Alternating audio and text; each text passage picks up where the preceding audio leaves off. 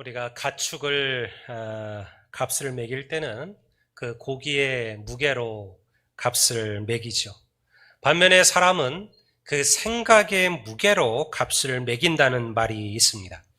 어떤 사람의 가치는 보여지는 외형적인 것보다는 그 사람의 내면의 생각에 달려 있을 때가 많아요. 우리가 유명한 스티브 잡스라는 인물에 대해서 들어보셨을 겁니다. 스티브 잡스가 이룩했던 애플은 현재 전 세계 내노라 하는 글로벌 기업 중에서도 시가총액 1위를 달리고 있습니다. 애플은 굴뚝이 있는 공장을 운영하는 회사가 아니에요. 그들을 세계 최고의 기업으로 만든 것은 그들이 가진 공장이나 어떤 기술, 기계가 아니죠. 그들의 앞서가는 아이디어와 그들의 생각이 애플을 세계 최고의 기업으로 끌어올린 겁니다. 생각이 가진 가치가 어떠한가를 우리에게 보여주는 이야기입니다. 하나님의 교회가 좋은 교회를 넘어서 위대한 교회가 되고 하나님을 기쁘시게 하는 교회가 되고 하나님 마음에 합한 교회가 되려면 두 가지가 필요해요. 하나는 믿음의 생각이에요. 그리고 또 하나는 믿음의 말입니다. 하나님의 백성들이 믿음의 생각을 하고 믿음의 말을 하게 되면 그는 하나님의 역사와 기적을 보는 삶을 살게 될 것임을 믿습니다. 그래서 오늘은 제가 오늘 다음 주 2주에 걸쳐서 믿음의 생각, 믿음의 말에 대한 얘기를 하는데 오늘은 그 첫 번째 믿음의 생각에 대한 말씀을 제가 나누고자 합니다. 우리가 하나님의 백성들이 조금 더 나은 믿음의 삶들을 살아가려면, 가치 있는 살려면 먼저 믿음의 생각들을 시작하셔야만 해요.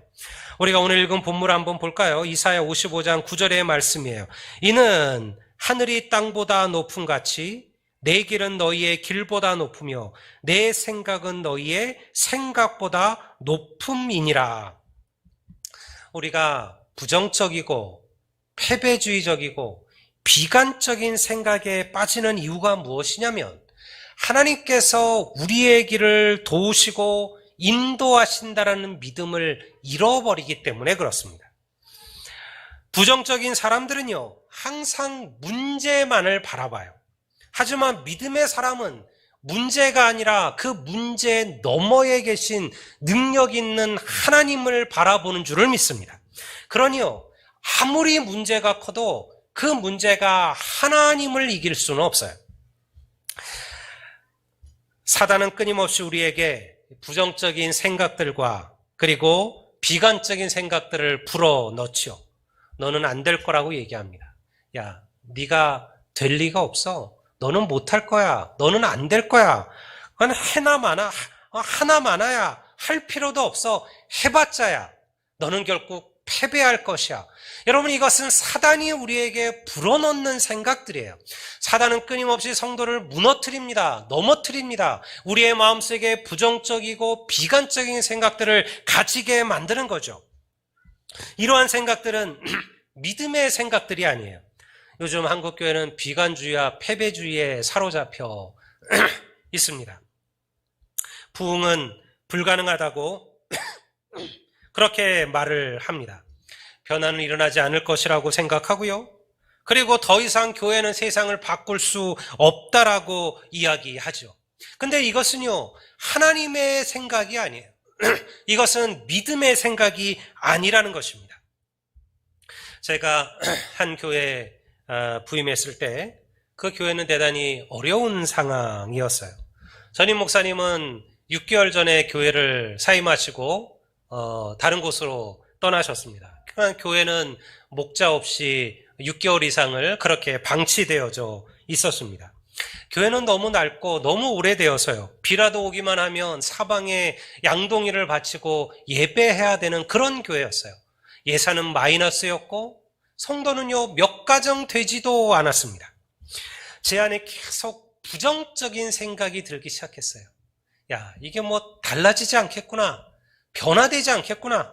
뭐 해봤자 바뀔 게 없겠구나. 나도 그냥 전임 목사님처럼 1, 2년 자리 지키다가 다른 곳으로 가야 되니까 그저 자리만 지키다가 가면 되지 않겠느냐, 그런 생각들이 제 안에 일어나기 시작을 했어요. 그런데요, 어느 날 수요일 날 저녁, 저는요 제 생각을 바꾸었어요. 그날 마침 여름 장마철이어서 비가 어마어마하게 쏟아지는데요, 그 수요일 저녁 제가 예배를 나갔는데 한 명도 안 와 있는 거예요. 저 혼자 앉아 있는 거예요.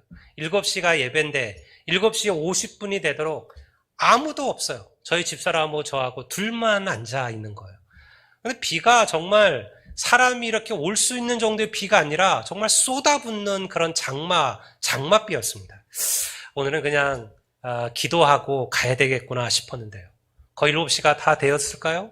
뒤에서 왁자지껄하더니 한 무리의 청년들이 들어오기 시작을 했어요. 우의를 입고요. 근데 뭐 그게 입는다고 그 장맛비에 제대로 될까요?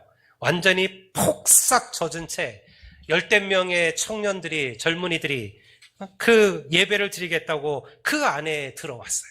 제가 그것을 보면서요, 제 마음이 바뀌기 시작했어요. 생각이 달라지기 시작했어요. 교회가 낡으면 어떻고, 그리고 헌금할 수 있는 성도들이 없으면 어떻고, 그리고 또 앞으로도 큰 변화가 없으면 어떨까? 저렇게 예배를 사모하고 주의 말씀을 듣고자 하는 저런 청년들만 있다면 어찌 하나님께서 역사하지 아니하실까? 낙심과 부정의 생각이 긍정으로 바뀌고 믿음으로 바뀌는 순간 하나님은 위대한 역사를 시작하신 줄을 믿습니다. 하나님께서요, 기가 막힌 타이밍에 교회를 건축할 후원자를 보내주셨고요, 그리고 그를 통해서 여러분들 아름다운 주의 성전이 건축되었어요. 아직도 그곳에 가면요, 그 교회 머릿말에 제 이름이 박혀져 있어요. 그 교회를 건축했던 당시의 목회자로서. 저는요 그때 이런 걸 배웠어요. 우리가 믿음의 생각을 잃어버리지만 않고, 우리가 낙심하지만 않고, 우리가 하나님을 붙들기만 한다면 하나님은 반드시 성도의 기도를 기억하신다는 사실이에요. 믿습니까? 오늘 우리는 이 믿음을 가지셔야만 돼요. 삶과 관계를 망가뜨리는 최악은요, 부정적이고 냉소적이고 비관적인 생각들입니다. 우리가 성경에서 가장 극적인 장면 중에 하나를 뽑으라 그러면 그것은 다윗과 골리앗의 이야기입니다. 모든 사람들은요, 다윗이 골리앗에게 상대가 되지 않을 것이라고 생각했어요. 지금도 사람들은 그렇잖아요. 상대가 안 되는 어떤 둘이 싸우게 되면 이건 다윗과 골리앗의 싸움이야라고 얘기해요. 근데 그 사람들은 그 성경을 제대로 모르는 거예요. 여러분, 다윗과 골리앗이 싸우면 누가 이깁니까? 누가 이겨요? 다윗이 이기죠. 세상 사람들은 골리앗이 이길 걸 생각하지만요, 그것은 하나님을 모르기 때문에 그런 거예요. 여러분, 다윗이 사울왕에 나아가 내가 골리앗과 싸우겠다고 말했을 때 사울왕이 뭐라고 했을까요? 사무엘상 17장 33절을 제가 한번 보겠습니다. 이게 사울왕의 얘기예요. 사울이 다윗에게 이르되 내가 가서 저 블레셋 사람과 싸울 수 없으리니 너는 소년이요 그는 어려서부터 용사임이니라. 사울왕의 생각 속에는요, 부정적인 생각이 가득했어요. 야, 어떻게 네가 골리앗과 싸우냐?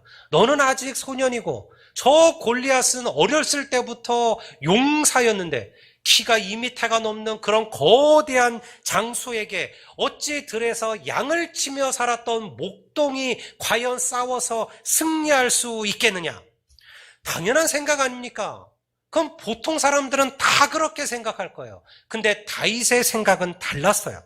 다윗은 사울의 이 부정적이고 비관적인 말에 무엇이라고 말했을까요? 그가 이렇게 얘기합니다. 주의 종이 사자와 곰도 쳤사온즉 살아계시는 하나님의 군대를 모욕한 이 블레셋 사람이리까 그가 그 짐승 중에 하나처럼 되리이다. 할렐루야. 여러분, 이것이 믿음의 생각이죠. 다윗은요, 믿음의 생각을 했어요. 사람들이 다 비관적, 부정적으로 바라볼 때요, 그의 혈육의 형제들마저도 다윗을 틀렸다고 얘기했을 때 다윗은 그 말에, 그 생각에 사로잡히지 않았어요. 오히려 그는 더욱더 강한 믿음의 생각을 합니다. 강한 믿음의 고백을 합니다. 여러분, 하나님의 생각은 사람의 생각을 뛰어넘음을 여러분 믿으시기를 주의 이름으로 축원합니다. 그러니 왜 믿음은 중요합니까? 믿음은요, 우리가 생각하는 것을 뛰어넘기 때문에 그래요. 우리가 어떤 생각을 하고 우리가 아무리 대단한 지혜, 지식의 생각을 끌어내도요, 그것은 하나님의 생각을 뛰어넘을 수 없다라는 거예요. 우리가 대형 서점에 가면 가장 많이 팔리는 책들은 항상 인간관계나 자기개발에 관련된 책이에요. 자기개발을 말하는 책의 공통점은 뭐냐면 긍정적인 생각을 하라라는 거예요. 틀린 말은 아니에요. 우리가 긍정적인 생각을 하면 그것이 우리를 더 나은 길로 인도한다는 것은 분명한 사실이에요. 그런데 문제는 그리 간단한 게 아니라는 거예요. 현실은 긍정적이지 않습니다. 그러면 현실은 절대 긍정적이지가 않아요. 복음도 긍정적이지가 않아요.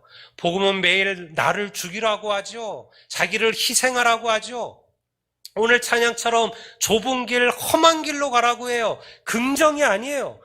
복음만큼 우리에게 부정을 얘기하는 곳이 없어요.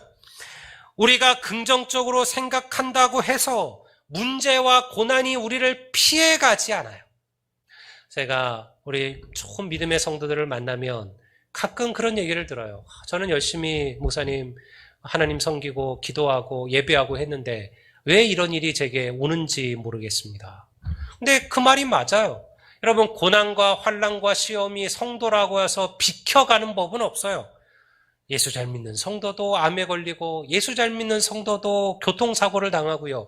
주님 잘 붙드는 사람도 인생에 큰 어려움이 찾아오게 마련이라는 거예요. 그런데 나는 할 수 있어, 나는 할 수 있어 이렇게 긍정적인 말을 하기만 하면 과연 이것이 바뀔까요? 문제가 해결될까요? 그렇지 않다라는 거예요. 그래서 수많은 자기계발서, 수많은 인간관계서가 나와 있지만 실제로 인생을 바꾸는 책이 없는 거예요. 여러분, 인생을 바꾸는 책은 바로 이 하나님의 말씀인 줄을 믿습니다.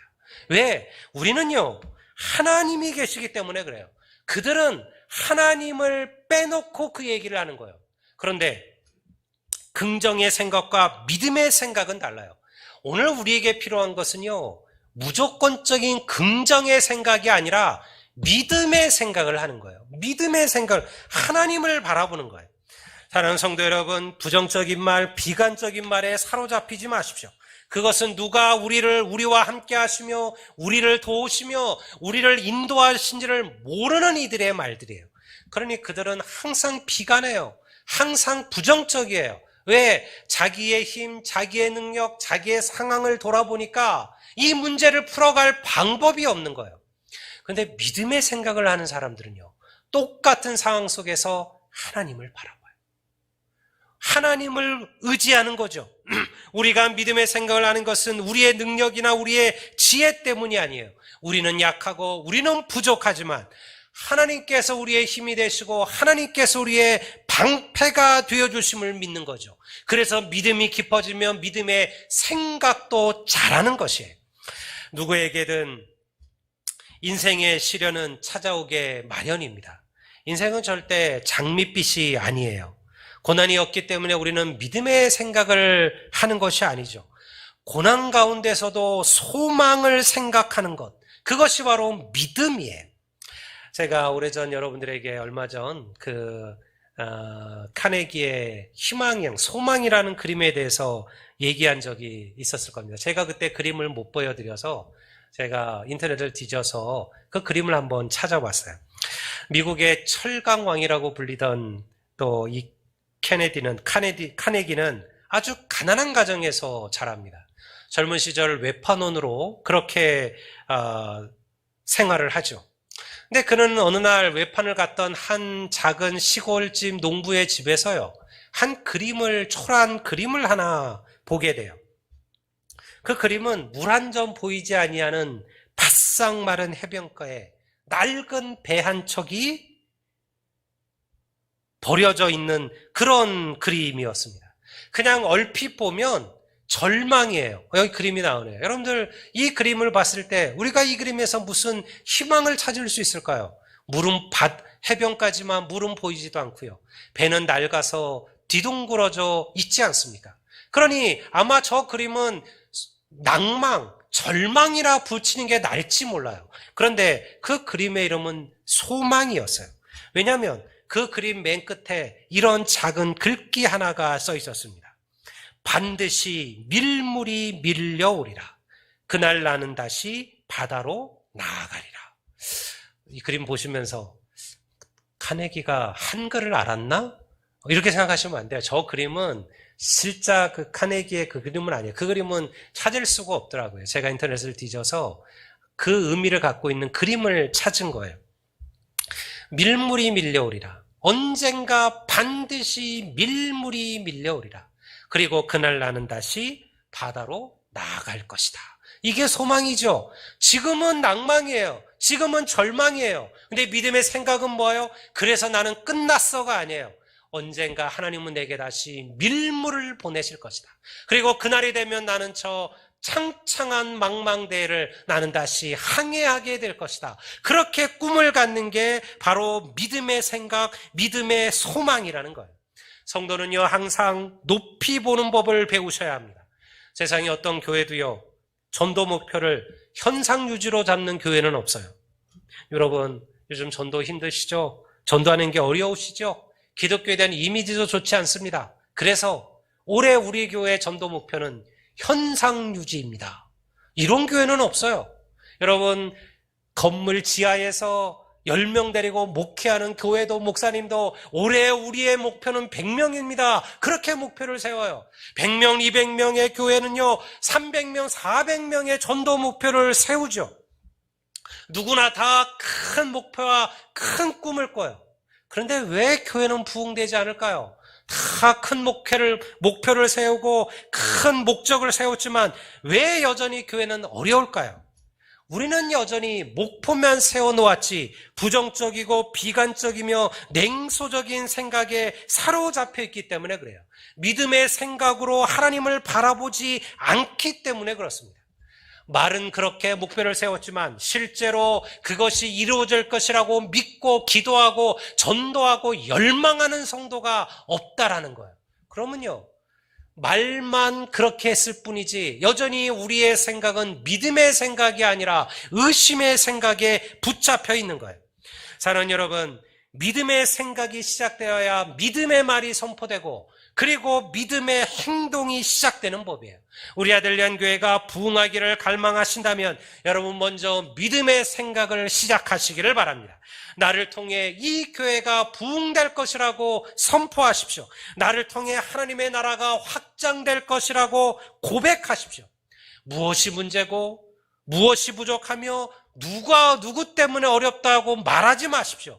이미 우리에게 주신 것들을 자랑하십시오. 그것을 기대하십시오. 우리가 가진 이들을 소중히 여기십시오. 그리고 하나님을 향한 하나님의 능력을 덧입으십시오. 그러면요, 믿음의 하나님의 역사가 시작되는 법이에요. 사람들은 생각을 참 쉽게 우습게 생각해요. 생각 아무리 하면 뭐하냐? 생각 아무리 하면 뭐하냐? 뭐가 해야지 달라지지. 그 말도 틀린 말은 아니에요. 근데 생각보다 사람들은요, 생각하지를 않아요. 사람들은 생각보다 위대한 믿음의 생각을 꿈꾸지를 않아요. 그래, 그저 이 정도면 되었어라고 생각하죠. 이 정도면 뭐 괜찮으라고 생각하죠. 이 정도면 어때냐고 생각하는 거예요. 하나님을 향한 하나님이 우리에게 부으셨던 위대한 소망과 열망들을 꿈꾸는 생각들이 사실은 우리에게 없어요. 제 어머니는 항상 저에게 잘 될 거야, 너는 크게 될 거야 라고 그렇게 말씀하시곤 했습니다.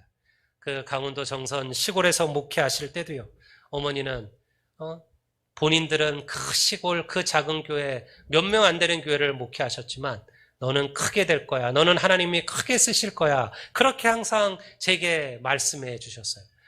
저희 부모님은 저에게 사실 아무것도 물려주신 게 없어요. 앞으로 물려주실 것도 없어요. 그런데 제가 돌아보면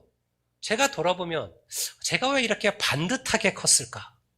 여러분, 제가 반듯하게 컸어요. 정말 뭐 삐뚤어 나가거나 좀 뭐 한쪽으로 사람이 이렇게 뭐가 나 있거나 그런 게 별로 없는데요. 왜 그럴까? 저는 항상 제 부모님의 말이라고 생각해요. 항상 제 부모님은 긍정의 말을 하셨어요. 근데 저는 그거를 못 배운 것 같아요. 제 아버님에게, 제 어머님에게. 저는 그냥 공부를 해도 저희 어머님은 항상 이렇게 얘기해요. 고3 때도. 아이고야, 공부 많이 했다. 이제 그만 쉬어라. 이제 자라. 이렇게 말을 해요. 근데 저는 우리 아이들에게, 야, 벌써 자니? 고3이 벌써 그만하게? 그거 생각하면 제가 참 부모님께 배웠던 좋은 거를 저는 아이들에게 잘 못한 것 같은 생각이 들기는 해요. 어쨌든 제 부모님이 항상 그렇게 얘기하셨어요. 읍에 한번 나가는 게 소망이었던 제게요. 그 말은 딴 세상 이야기였습니다. 그런데요, 저는 그 말이 지금 그대로 이루어졌음을 믿습니다. 제가 강원도 정선에 자란 제가 서울에서 공부를 하고 목사가 되었죠. 군목이 되었습니다. 미국에서 공부할 기회도 얻었고요. 신학박사라는 타이틀도 땄습니다. 한국의 목사들 가운데 여러분들 저만큼 많은 젊은이에게 여러분들 세례를 베푸고 말씀을 전한 목사가 몇 명이나 될까요? 여러분들 제가 대충 세어봐도 제가 세례 준 젊은이들만 5천 명이 넘어요. 여러분 과연 그런 목회자들이 얼마나 될까요? 하나님께서 크게 저를 쓰신 거 아니겠습니까? 여러분 더군다나 제가 어디서 목회해요? 제가 서울특별시에서 목회하면 크게 쓴 목사가 아니죠. 제가 광역시에서 목회하잖아요. 광주 광역시. 하나님께서 저를 크게 쓰신 거 아닙니까? 여러분 제가 지금 돌아보면요. 여러분들 왜 제 삶에는 어려움이 없었을까요? 저는 평탄했을까요? 저는 아무런 실패를 경험하지 않았을까요? 그렇지 않아요. 저도 실패를 경험하고 물질의 어려움도 겪었고요. 승진이 되지 않는, 진급이 되지 않아서 힘든 시간들도 제게 있었어요. 그런데요, 저는요. 한 번도 믿음의 생각을 잃어버린 적이 없어요. 저는 하나님께서 더 좋은 길을 제게 열어주실 것이라고 믿었어요. 여러분 이것이 믿음의 생각이에요. 여러분 성도에게 환난이 없는 게 아니에요. 고난이 없는 게 아니에요. 여러분 그 환난과 고난 속에서도 하나님을 향한 믿음의 생각을 하시면 하나님은 반드시 우리가 생각하지도 못했던 상상할 수 없는 위대한 축복과 역사를 여러분의 삶 속에 부어 허락해 주실 것임을 믿습니다. 여러분들에게 계속해서 부정적인 말들, 패배적인 말들, 남을 비난하는 말들은 하는 이들을 멀리 하셔야 돼요. 그것은요, 우리를 믿음으로 나아가지 못하게 해요. 그것은 하나님의 생각이 아니에요. 우리가 요한복음 16장 33절을 볼까요? 이렇게 기록하고 있습니다. 이것을 너희에게 이르는 것은 너희로 내 안에서 평안을 누리게 하려 함이라. 세상에서는 너희가 환난을 당하나 담대하라. 내가 세상을 이기었노라.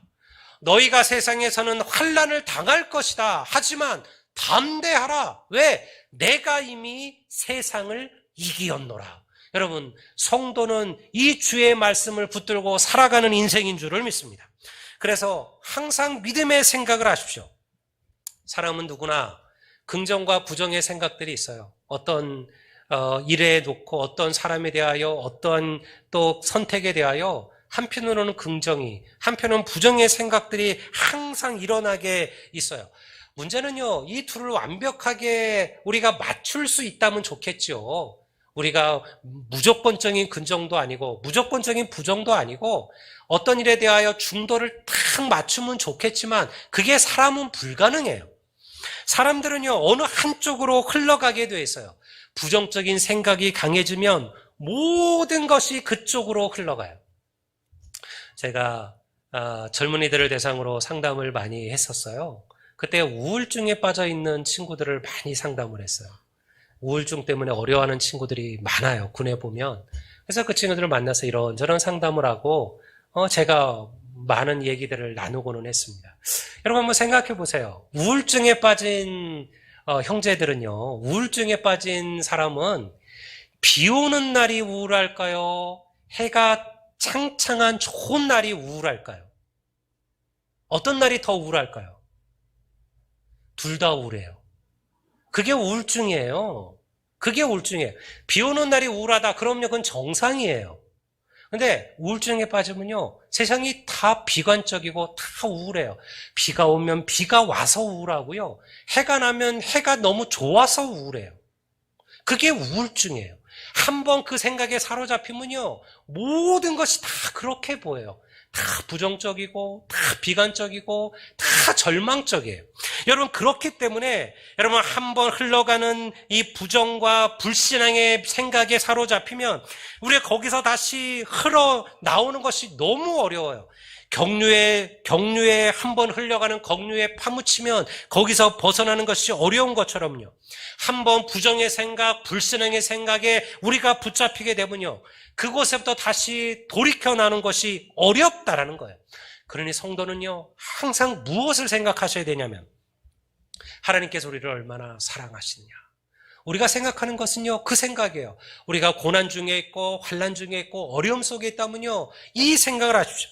하나님께서 얼마나 우리를 사랑하시는지, 하나님께서 우리들을 위하여 어떻게 일하고 계신지, 그리고 하나님께서 앞으로 우리에게 얼마나 위대한 역사를 행하실 것인지 우리가 이 생각을 붙들어야 한다는 거예요. 그리고 그 안에서 우리의 마음을 지키셔야만 해요. 그런 믿음의 생각을 우리 안에 불러일으키는 것이 바로 하나님의 말씀이에요. 매 순간 주의 말씀을 읽으십시오. 제가 요즘은 한 편의 설교를 위하여 기도하고 훨씬 더 준비해요. 왜냐하면 우리가 오후 예배도 없지, 수요 예배도 뭐 상황이 이러니까 많은 이들이 참여하지 못하죠. 아마 대부분의 성도들이 지금 주일 오전 예배 정말 딱 이 한 번의 예배를 드리잖아요. 그러니까 이 한 번의 예배가 정말 우리에게 살아있는 예배가 되기 위해서 저는 기도하고 그리고 말씀을 준비하죠. 여러분, 그러니 여러분들도 마찬가지예요. 하나님의 말씀을 가까이 하십시오. 우리를 위하여 행하셨던 놀라운 주님의 역사들을 매일같이 듣고 읽으십시오. 그게 우리 안에 긍정의 믿음의 생각을 불어넣는 거예요. 하나님께서 그 환난 중에 있던 다윗에게, 하나님께서 그 공고 중에 있던 아브라함에게, 하나님께서 그 고난과 시련 속에 있었던 그 수많은 하나님의 백성들에게 어떠한 역사를 일으키셨으며 어떠한 일을 행하셨으며 어떠한 기적들을 부으셨는가. 우리가 이 말씀을 읽고 읽을 때마다 내 안에 믿음의 생각이 시작되는 거예요. 나는 할 수 없으되 하나님은 능히 하실 것이라고 고백하는 것이 바로 믿음의 생각이에요. 하나님은 능히 우리 교회를 사용하실 것임을 믿습니다. 아직은 교회가 연약하고 부족함도 있죠. 그럼에도 하나님은 반드시 우리 아들레안 교회를 통하여 큰 역사를 이루실 줄을 믿습니다. 여러분, 우리 스스로 자꾸 낙심하시거나 스스로 패배에 젖으시면 안 됩니다. 하나님은 반드시 주님의 교회를 부흥케 하실 겁니다. 하나님 빈자리마다 채우실 겁니다. 우리를 통하여 위대한 역사를 일으키실 겁니다. 아들레안 교회를 통하여 베풀고 나눌 줄 아는 그런 교회로 삼아 가실 겁니다. 그러니 이 믿음의 생각을 먼저 시작하셔요. 생각은 부정적이고 생각은 안 돼, 못해, 할 수 없어라고 말하면서 우리가 아무리 믿음의 말을 내뱉는다고 해도 그것은 역사를 일으키지 못하는 거예요. 먼저 생각을 바꾸십시오. 먼저 하나님에 대한 생각을 새롭게 하십시오. 여러분 안에 주님의 능력을 더듬으십시오. 나는 부족하지만 하나님은 우리를 새롭게 하실 겁니다. 하나님께서 우리 안에 이 믿음의 생각을 시작하시고 그리고 우리를 통하여 믿음의 말을 하게 하시고 그리고 결코 위대한 믿음의 역사를 일으키시는 그런 하나님의 역사, 그런 하나님의 축복이 우리 모두 가운데 임하게 되시기를 우리 주의 이름으로 축원합니다.